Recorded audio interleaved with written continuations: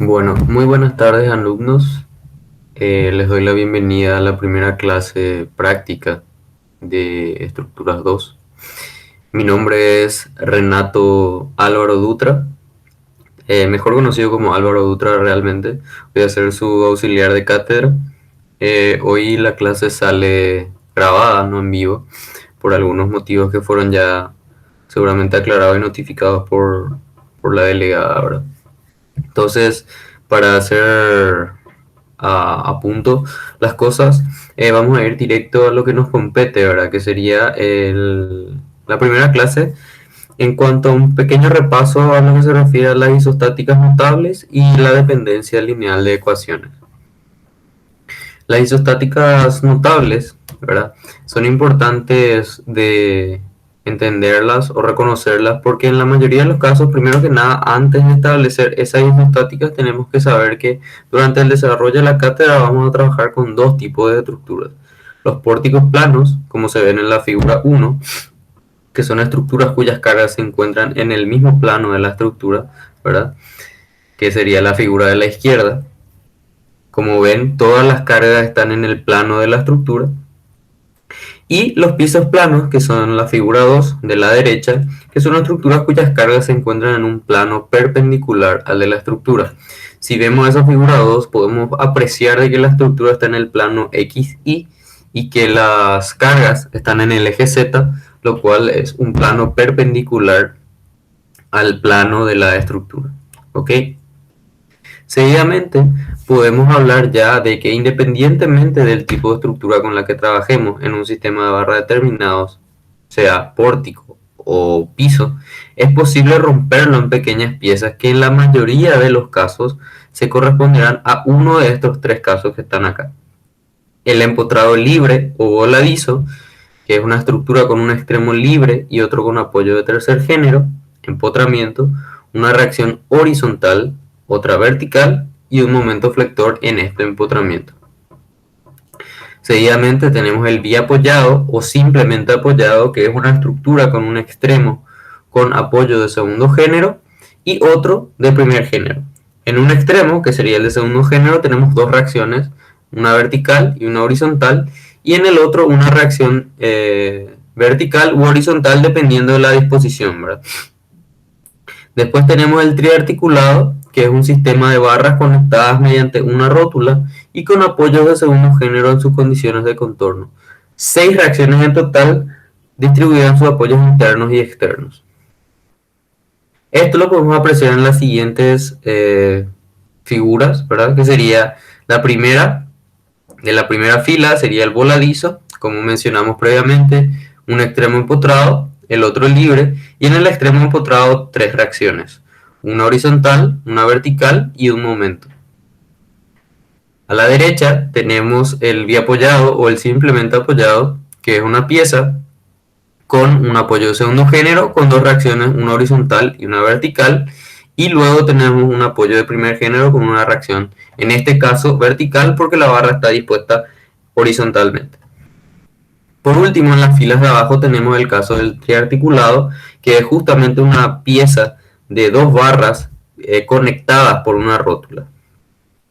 Y tenemos dos variaciones. El caso más usual, que es el de la izquierda, en el cual la primera barra tiene dos reacciones en su apoyo de segundo género, dos reacciones en la rótula que conectan las dos barras. Estas reacciones 5 y 6 son reacciones internas en la rótula, y tenemos de vuelta las reacciones externas X3 y X4 horizontal y vertical respectivamente en el siguiente apoyo de segundo género.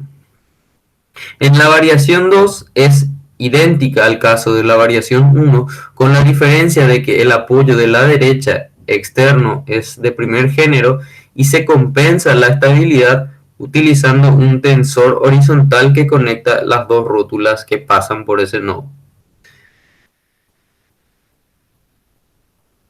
Hablando de la dependencia lineal de ecuaciones, vamos a hacer un breve repaso. Resulta beneficioso recordar que a la hora de establecer las ecuaciones de equilibrio para resolver nuestro sistema, se debe tener especial cuidado con utilizar sistemas de ecuaciones que sean linealmente independientes. ¿Y qué quiere decir linealmente independientes? que se deben de utilizar un conjunto de ecuaciones que no sean una combinación lineal de unas con otras.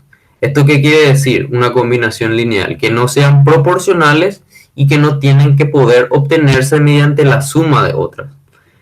Por ejemplo, aquí tenemos una barra simplemente apoyada, donde tenemos una carga en la mitad de la longitud. Si nosotros hiciéramos, por ejemplo, sumatoria en el extremo derecho, en el extremo izquierdo y en la mitad de la barra, tendríamos las ecuaciones que se ven en el margen o la imagen derecha. ¿Y qué podemos determinar a partir de acá? Si nosotros vemos la primera ecuación que dice que x2 por L más P por L2 es igual a 0, ¿verdad? Que proviene de la sumatoria de momentos en el nodo derecho. Vemos que la siguiente ecuación es x3 por L menos P por L2, que corresponde a, evidentemente, hacer la sumatoria en el extremo izquierdo.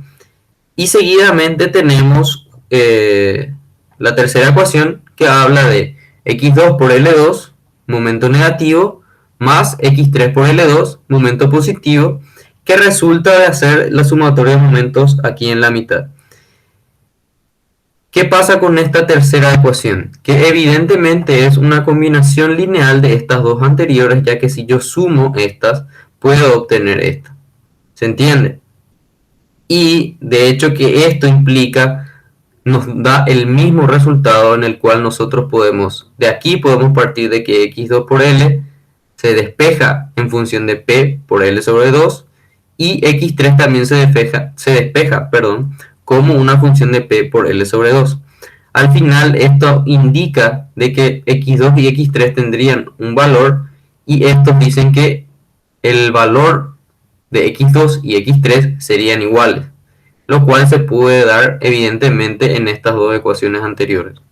Por eso es que esta ecuación que está acá es una combinación lineal de estas dos anteriores. Una pequeña recomendación es que para establecer nuestros sistemas de ecuaciones se sugiere la utilización de un sistema de ecuaciones que esté ordenado de tal manera que una incógnita sea despejada de la misma siempre. También se sugiere que para un sistema de barras tratar de evitar ecuaciones del sistema. ¿Qué implica que el sistema de ecuaciones tiene que estar ordenado de tal manera que una incógnita sea despejada de la misma? La idea es ir armando ecuaciones de tal manera que en cada línea de ecuación se vaya ya despejando una incógnita. No siempre va a ser posible, pero sería lo ideal. Y es la forma más ordenada y más fácil de ver de que nuestro sistema de ecuaciones no es linealmente dependiente. Aquí podemos ver un ejemplo de la barra en triarticulado que vimos hace rato de una longitud L, altura H, y tenemos las ecuaciones externas x1, x2, x3 y x4, y las internas en la rótula x5 y x6.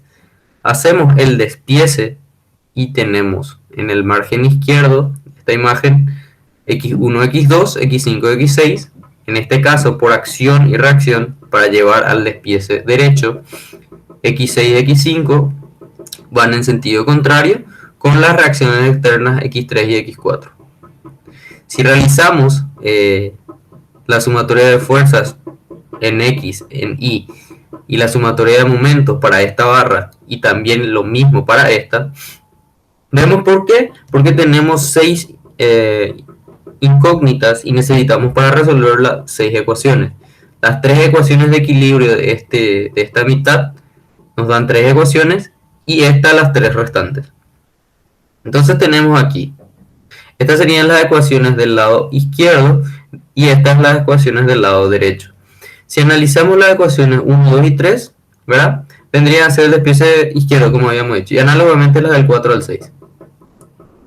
Como ya se dijo, 6 ecuaciones, 6 incógnitas. Entonces es irresoluble. Ahora tenemos que analizar las ecuaciones que provienen del sistema, ¿verdad? Si hacemos la sumatoria, por ejemplo, en x tenemos que x1 más x3 igual a 0, x2 más x4 igual a 0, Y evidentemente, si agarramos cualquiera de los extremos, suponiendo el derecho, por ejemplo, sumatorio de momento, x2 por L sería la incógnita que entra en esa ecuación. Por el momento, como no tenemos un sistema cargado acá, evidentemente que x2 por L queda igual a 0, ¿verdad? Pero lo verdaderamente importante a analizar es que el sistema, si nosotros vemos que cualquiera de estas ecuaciones A y B, podemos ver que son ecuaciones linealmente dependientes de estas anteriores. Esta ecuación, por poner un ejemplo, es una combinación lineal de esta ecuación con esta ecuación. Si yo sumo la ecuación 1 con la ecuación 2, voy a tener literalmente la misma ecuación A. Por eso es que es recomendable no utilizar las ecuaciones del sistema, porque generalmente las ecuaciones que se llevan a partir de estas sumatorias son ecuaciones que son linealmente dependientes del despiece de la estructura. Y nada, simplemente eso por hoy y les doy muchas gracias por su atención. Les deseo un buen fin de semana y nos encontramos el próximo viernes en la siguiente clase. Que tengan muy buenas tardes.